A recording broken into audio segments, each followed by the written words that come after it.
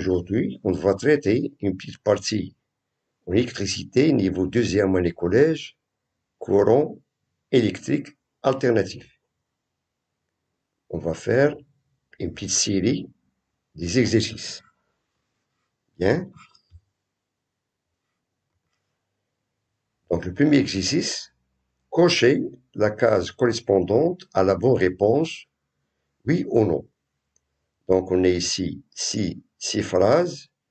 La première phrase, les récepteurs domestiques sont montés en série, oui ou non.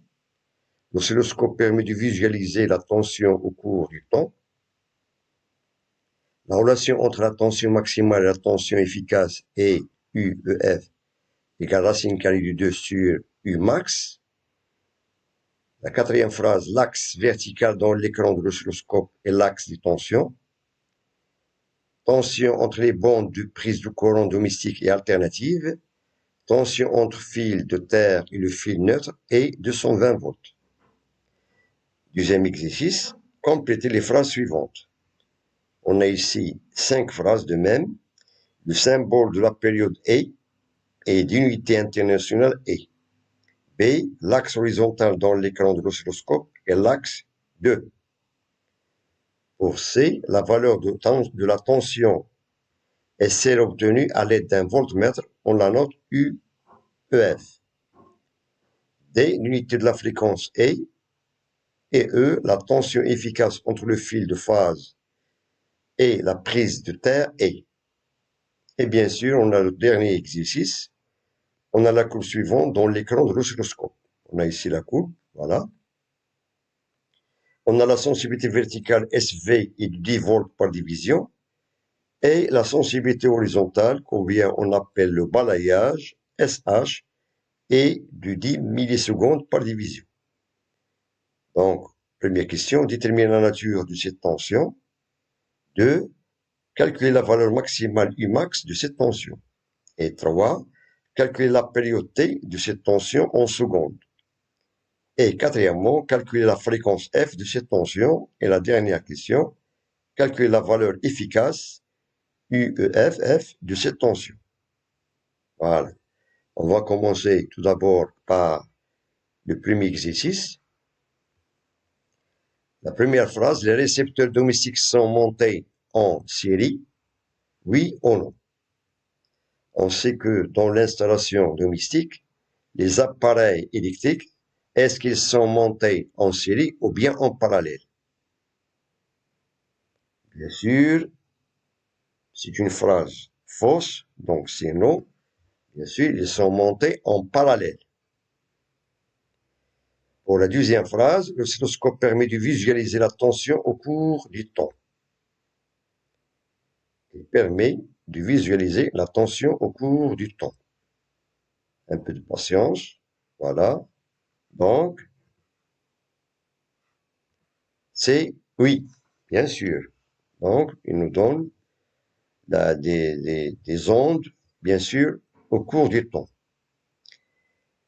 La relation entre la tension maximale et la tension efficace est l'expression UEFF est égal à la racine de 2 sur Umax. Est-ce vrai ou faux? Voilà. Oui ou non? Un peu de réflexion. Bien sûr, non. Pourquoi? Parce que l'expression entre la tension efficace et la tension maximale, on a U efficace est égal à U max sur racine de 2, et non pas l'inverse. U max sur racine de 2. Bien. Passons maintenant à la phrase suivante. L'axe vertical dans l'écran de l'oscilloscope est l'axe des tensions. L'axe vertical est l'axe des tensions. Est-ce oui ou non? Réponse, oui. Bien sûr, dans l'écran de l'oscilloscope, on a l'axe vertical, c'est l'axe des tensions. Bien. Pour la question suivante, tension entre les bandes de prise de courant domestique et alternative. Et alternative, on a ici la prise de courant. Est-ce que la tension entre ces bandes est alternative? Bien sûr, elle est alternative. Donc c'est oui. Et la dernière phrase, la tension entre fil de terre et fil neutre est 220 volts. Bien sûr, c'est non, car la tension entre le fil de terre et le fil de neutre est égale à 0 volts. Par contre, entre fil de terre et phase est de 220 volts, ou bien entre fil neutre et phase est 220 volts. On passe maintenant à l'exercice 2. La première phase, on doit la compléter. Le symbole de la période est d'unité internationale est. Donc la période, bien sûr, c'est un temps, une durée. Donc le symbole de la période en courant alternatif est grand T, T majuscule. Bien, ça c'est le symbole de la période. Et l'intensité, ou bien, pardon, une unité internationale de cette période, bien sûr, dans le système international, c'est la seconde. Voilà, c'est la seconde. Pour la phrase B, l'axe horizontal dans l'écran de l'oscilloscope est l'axe 2. Donc l'axe horizontal dans l'écran de l'oscilloscope est l'axe de temps. On a vu tout à l'heure que l'axe vertical dans l'écran de l'oscilloscope est l'axe des tensions. Et bien sûr, l'axe horizontal, c'est l'axe du temps. Bien sûr. On passe maintenant à la question, ou bien à la phrase C. La valeur de la tension est celle obtenue à l'aide d'un voltmètre. On la note UEFF. Donc, quelle est l'expression de cette valeur? Donc, la valeur de la tension, c'est la valeur, voilà, efficace. C'est la valeur, étant donné qu'on la note avec UEFF, donc c'est la valeur, ou bien c'est la tension efficace. Bien. Pour la phrase D, l'unité de la fréquence est, bien sûr, la fréquence, c'est l'inverse de la période, donc son unité, c'est tout simplement, c'est le Hertz. Hertz. Et on la symbolise avec le symbole HZ. HZ, avec H majuscule. Et la dernière phrase E, la tension efficace entre le fil de phase et la prise de terre, dans ce cas entre le fil de phase et la prise de terre. On a vu tout à l'heure, est de valeur 220 volts. Donc il y a une tension qui est différente de 0. 220 volts. Bien. Il nous reste maintenant l'exercice 3.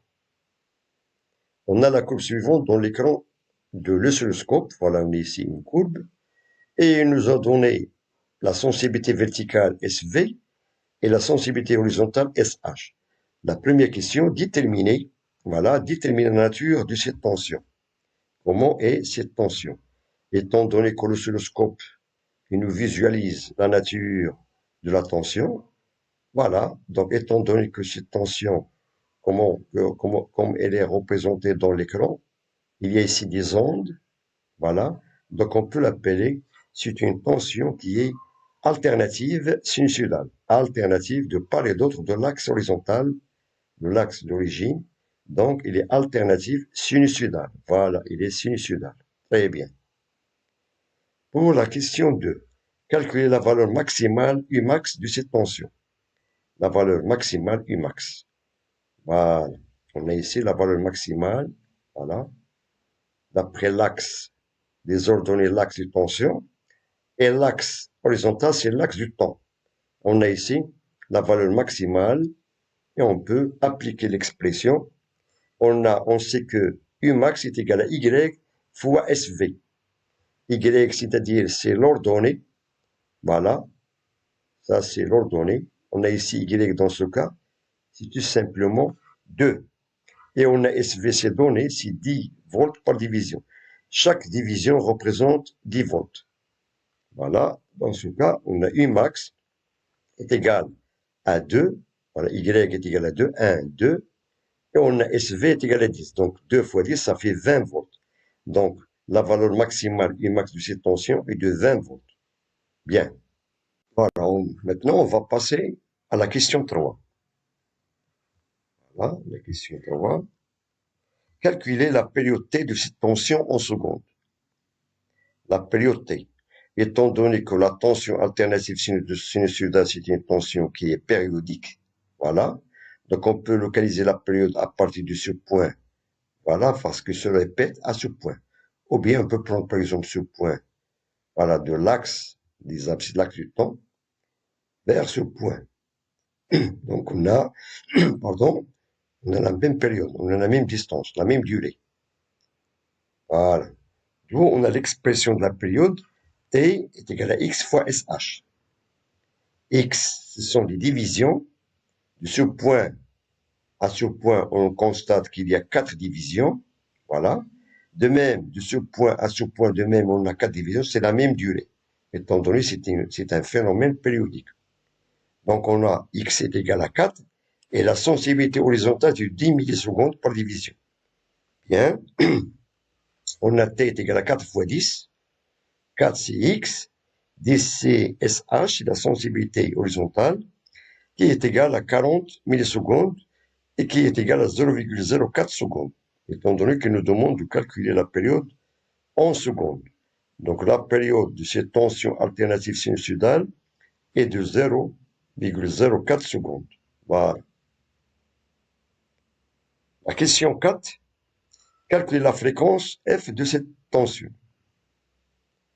Donc il y a une relation entre la fréquence et la période. On a la fréquence, ça s'écrit sous la forme F est égal à 1 sur T, c'est l'inverse de la période. C'est l'inverse de la période. Et de même, on a F, on a vu tout à l'heure que F, l'unité de la fréquence est le Hertz, et la période est la seconde. Voilà. D'où on remplace T avec 0,04 secondes et on aura F est égal, voilà, F est égal à 1 sur 0,04 secondes qui est égal à 25 Hertz. 25 Hertz, voilà. Donc, l'expression de la fréquence en fonction du temps, en fonction de la période, pardon, F est égal à 1 sur T. Et on a calculé tout à l'heure, troisième question, T qui est égal à 40 millisecondes, qui est égal à 0,04 secondes. Donc, on a la fréquence est égale à 25 Hertz.